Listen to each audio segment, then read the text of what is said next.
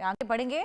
600 हमलों के बाद होश में आया है पाकिस्तान से जुड़ी ये बेहद बड़ी खबर आपको दे दें। काबुल में तालिबान के साथ शांति पर मुलाकात हुई है। लगातार विद्रोही हमलों के बीच तालिबान से ये मीटिंग। पिछले साल पाक पर टीटीपी ने 600 से ज्यादा हमले किए। बड़ी संख्या में पाकिस्तानी जवान और आम लोग यहां पर मारे गए हैं। आम जनता को खामियाजा भुगतना पड़ा है। जब अगस्त 2021 में तालिबान ने काबुल पर अपना कब्जा जमाया तब पाकिस्तान में भी जश्न का माहौल था। तब के तत्कालीन प्रधानमंत्री इमरान खान ने कहा था अफगान समूह ने गुलामी की जंजीरें तोड़ दी। पाकिस्तान को इस बात की भनक भी नहीं थी कि जिस तालिबान के लिए वो जश्न मना रहा है उसी से जुड़ी तहरीक तालिबान उसके लिए नासूर बन जाएगा। एक रिपोर्ट की माने तो पिछले साल टीटीपी ने पाकिस्तान पर 600 से ज्यादा हमले किए, जिसमें बड़ी संख्या में पाकिस्तानी सेना सहित कई लोगों ने जान गंवाई है। कई हमले झेलने के बाद पाकिस्तान को शांति वार्ता का ख्याल आया, जिसके लिए पाकिस्तान विदेश मंत्री ने विदेशी दूत को काबुल भेजा है, जहां पर कई मामलों को लेकर चर्चा हुई। पाकिस्तान ने तालिबान से उस वक्त मुलाकात की जब पाकिस्तान में लगातार विद्रोही हमले हो रहे हैं। वहीं दूसरी ओर पाकिस्तानी सेना चीफ शहबाज सरकार को कमजोर बता रहे हैं। दरअसल पाकिस्तान के विदेश मंत्री के आदेश पर पाकिस्तान के अफगानिस्तान के लिए विशेष दूत सादिक खान ने तालिबानी प्रतिनिधियों से मुलाकात की है, जिसका मुख्य उद्देश्य दोनों देशों के बीच परस्पर सहयोग और सुरक्षा बनाए रखना था। लगातार टीटीपी हमलावर था और दोहरी मार यहां पर पाकिस्तान को झेलनी पड़ रही थी। एक तरफ से टीटीपी हमलावर, दूसरी तरफ से बीएलए लगातार हाथ लगा रहा था और इसी बीच अब शांति वार्ता यहां पर की गई है, जिसकी जरूरत काफी पहले से थी। काबुल में तालिबान से ये मुलाकात हुई है, शांति को लेकर बातचीत। 600 हमलों के बाद शहबाज सरकार की अक्ल ठिकाने आई है। अजय हमारे साथ, हमारे सहयोगी जुड़ गए हैं। अजय, शांति वार्ता यहां पर देखी गई है तालिबान के साथ। 600 हमलों के करीब यहां पर हमले हो चुके हैं। उसके बाद डायलॉग की बात जो कि लगातार की जा रही थी कि बेहद ज्यादा बढ़ गई है डायलॉग की नीड यहां पर, और आखिरकार अब डायलॉग से यहां पर शांति बहाली को लेकर चर्चा की गई है। अनम्यूट कर लीजिए अजय। देखिए, डायलॉग तो पहले भी शुरू किया गया था, मगर उसका नतीजा देखिए क्या हुआ। जब चर्चा चल रही थी उसी बीच एकाएक पाकिस्तान की तरफ से कहा गया कि वो बातचीत नहीं करेगा और मिलिट्री ऑपरेशन को इस्तेमाल करेगा पाकिस्तान के खिलाफ, और वही हुआ। उन्होंने मिलिट्री ऑपरेशन की बात कही। उसके बाद लगातार तहरीक तालिबान पाकिस्तान ने जो पाकिस्तान के कई सैन्य ठिकाने हैं, पाकिस्तान की कई गाड़ियां हैं, पेट्रोल पार्टीज हैं, लोग हैं, उनको निशाना बनाया और लगातार हमलों में पाकिस्तान दहल गया। और अब एक बार फिर से उनको अगर डायलॉग की बात आई है याद, तो कब तक चलेगा? कब तक पाकिस्तान इसके लिए राजी रहेगा?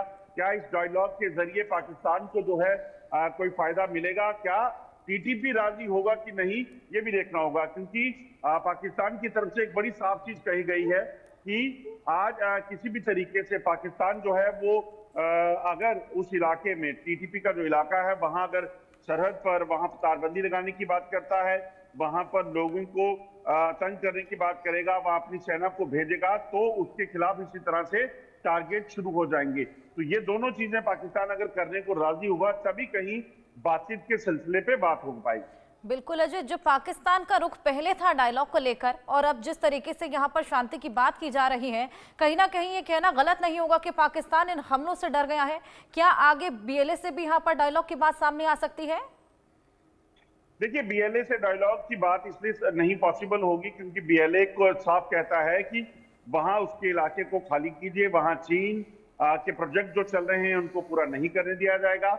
और बीएलए का साफ कहना है कि किसी भी तरीके से उनको उनके इलाके में कोई भी हस्तक्षेप पाकिस्तान का नहीं चाहिए। इसलिए टीटीपी के साथ बात तब बन सकती थी जब पाकिस्तान पहले उस बातचीत में जारी था। अब टीटीपी को खुद पता है कि वो बेहतर जो है वो होल्ड रखते हैं उस पूरे इलाके में, और पाकिस्तान मजबूरी में टीटीपी के साथ जो है वो कर रहा है, समझौते की बात करेगा। दूसरी अहम चीज की पाकिस्तान ने जो एयर स्ट्राइक की है, पाकिस्तान ने जो हमले किए हैं, क्या उसके बाद टीटीपी राजी हो जाता है? ये बड़ी बात है।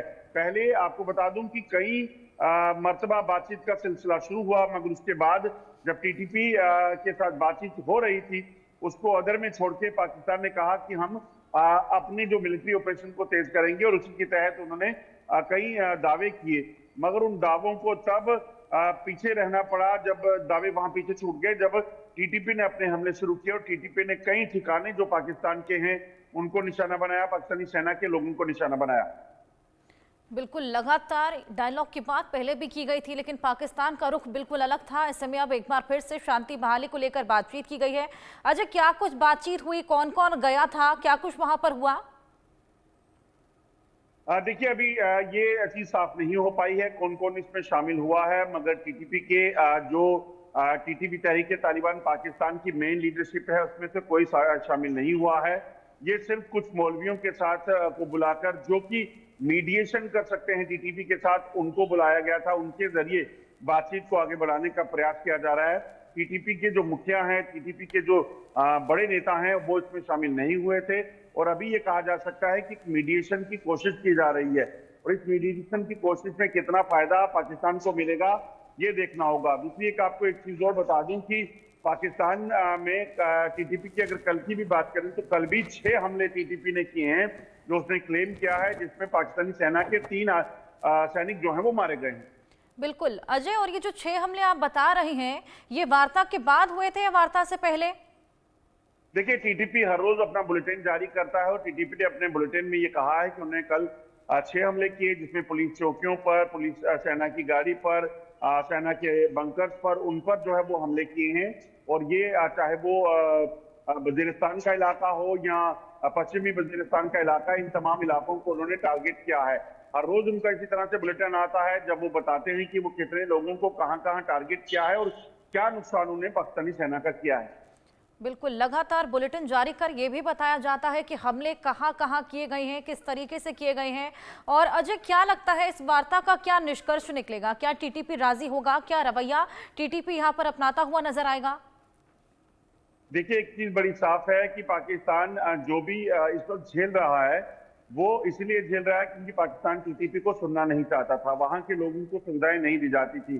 ऐसे में पाकिस्तान को उस चीज को झेलना पड़ा। पाकिस्तान ने बातचीत का जो बात कही है, वो बातचीत अगर टीटीपी के बड़े नेताओं से होगी तभी इसका कोई जो है हल निकल सकता है। अदरवाइज अगर आप कहें कि टीटीपी के किसी भी मीडिएशन के नाम पर या किसी भी शख्स को उठा के उससे बातचीत की जाती है, उसका कोई फायदा नहीं मिलेगा।